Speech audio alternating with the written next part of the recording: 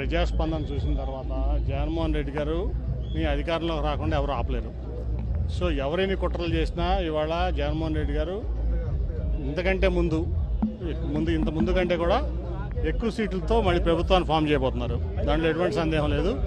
కాబట్టి ఎటువంటి కుట్రలు, ఇటువంటి కుటీల రాజకీయాలు ఇవన్నీ కూడా ఆపితే మంచిదని చెప్పి నేను అందరికీ, ఎవరైతే ప్రతిపక్షాలు ఉన్నారో వాళ్ళందరికీ కూడా నేను మనవి చేస్తాను.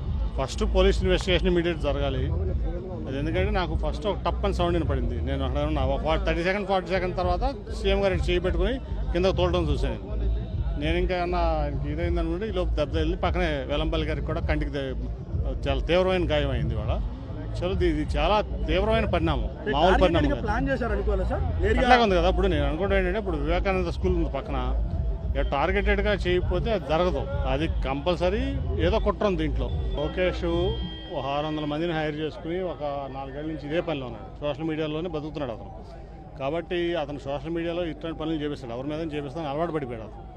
సో ఇటువంటి దుష్ప్రచారాలు ఇటువంటివన్నీ చేయడం అతనికి అలవాటు అయిపోయింది లోకేష్ అనే వ్యక్తికి. ఇది ఖచ్చితంగా కూడా ఇమీడియట్గా చాలా తీవ్రంగా పరిణమించి మేము ఇక్కడే కాదు, ఢిల్లీలో కూడా ఎలక్షన్ కమిషన్ మేము దాన్ని రిప్రజెంట్ చేస్తాం. ఆయన ప్రజాదరణ, జగన్మోహన్ రెడ్డి గారి ప్రజాదరణ వాళ్ళు ఎవరు కూడా తట్టుకోలేకపోతున్నారు.